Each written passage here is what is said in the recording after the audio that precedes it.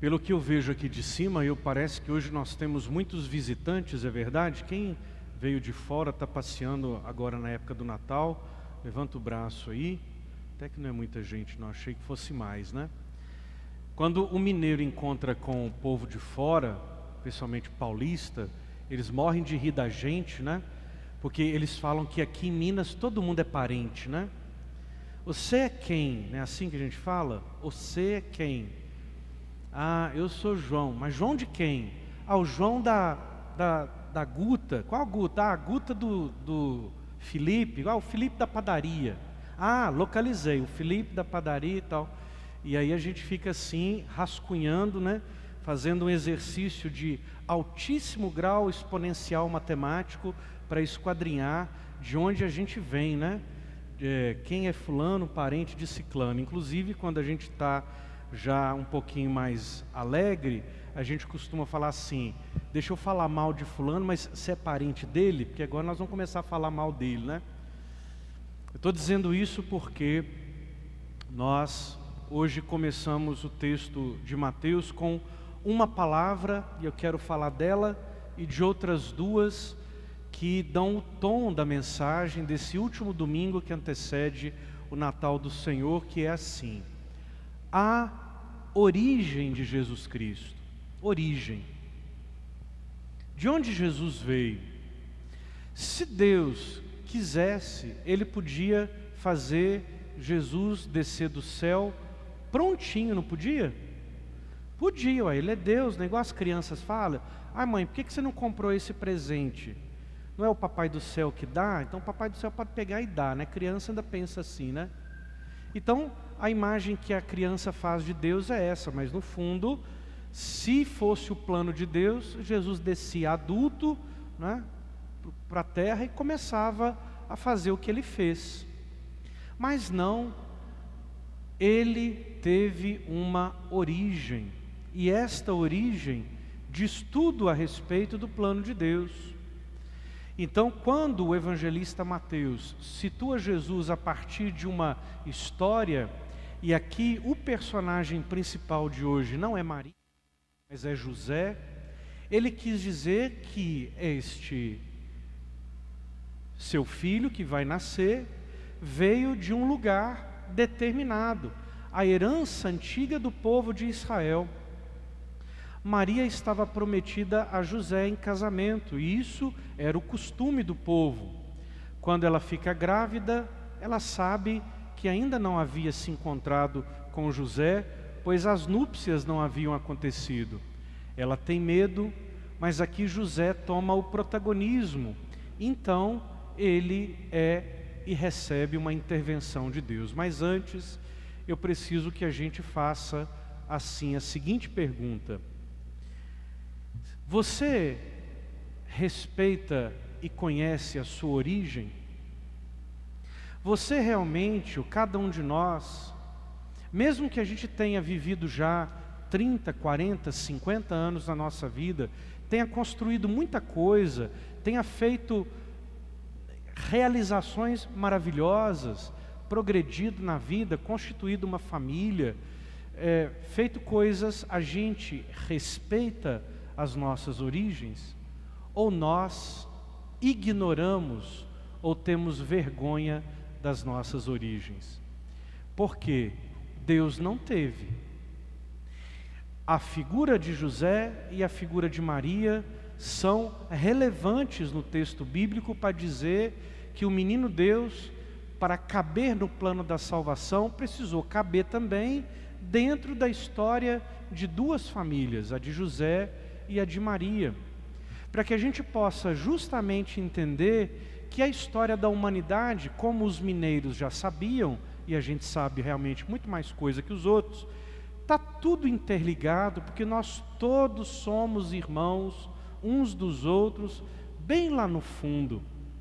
Todos nós participamos do mesmo plano de amor de Deus, e é importantíssimo para a gente saber quem a gente é e para onde a gente vai, conhecer e respeitar as nossas origens. Então agora no Natal é a ocasião da gente se reencontrar com essas origens, buscar fogo de novo nas histórias, nos causos, e não deixar, e muito menos ter vergonha de contar, especialmente para as crianças, que hoje são talvez nossos sobrinhos, os seus netos, talvez até mesmo bisnetos, que a história do bisavô, da bisavó, do vô e da avó foram muito diferentes da história que eles vivem hoje. E que eles precisam entender que se o que eles têm hoje de vida se deve ao fruto do trabalho, e principalmente, coisa que a gente não devia fazer, que é esconder o sofrimento das crianças, e esconder as coisas difíceis das crianças, dos adolescentes e dos jovens, que tudo isso que a gente tem foi à custa de muita doideira, de muita loucura, de muito desafio, foi à custa de muito choro, de muito suor, de muito perrengue e de muitas outras coisas. Não podemos ser pessoas desenraizadas. Porque quando nós ficamos desenraizados, sem raiz, sem chão, a gente perde o rumo. E quando a gente perde o rumo, a primeira sensação que a gente tem é medo. E medo é a segunda palavra que eu queria trazer, porque o anjo, no sonho de José, exatamente vira para ele que está pensando em largar Maria, deixar ela de lado, porque ele podia fazer isso. Numa sociedade machista e misógina, que era a sociedade judaica do tempo de Jesus, extremamente machista e misógina, célula nuclear unificada, poder absoluto do homem, pater família sobre os outros, como também era o Império Romano. Se ele largasse Maria, não ia acontecer absolutamente nada com ele.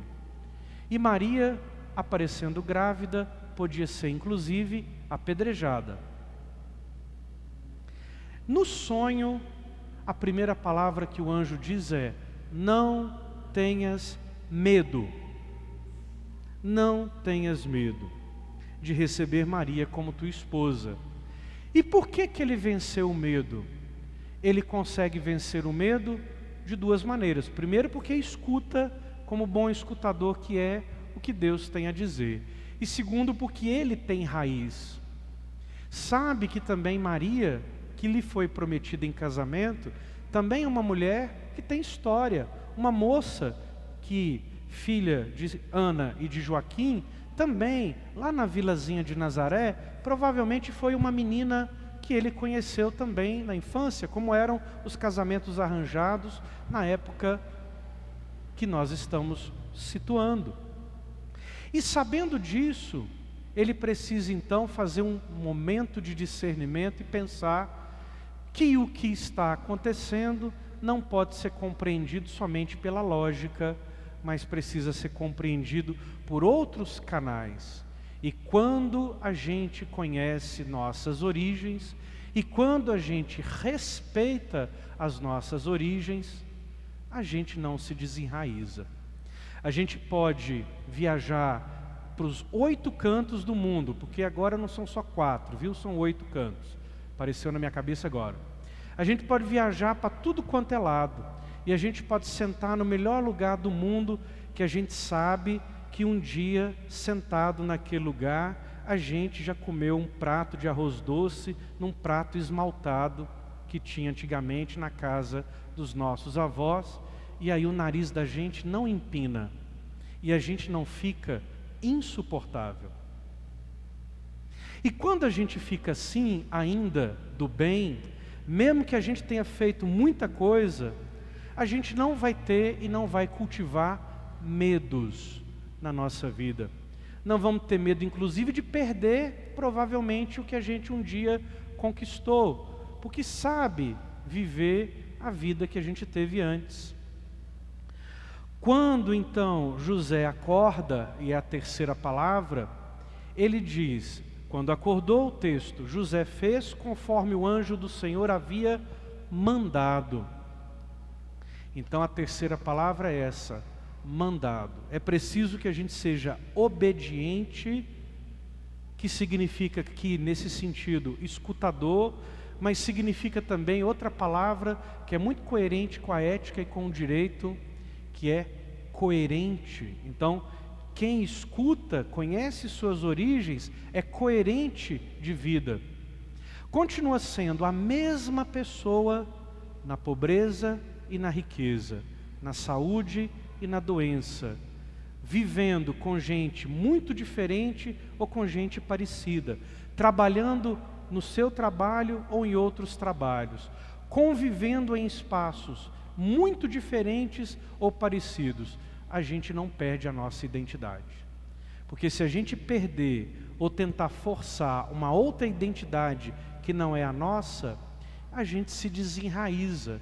E quando a gente não obedece coerentemente a quem nós somos e de onde nós viemos, e escutamos o que Deus pede à nossa vida, a gente fica aí solto, sem lugar, sem rumo, e a gente não consegue então entender quais são os planos de Deus na nossa vida.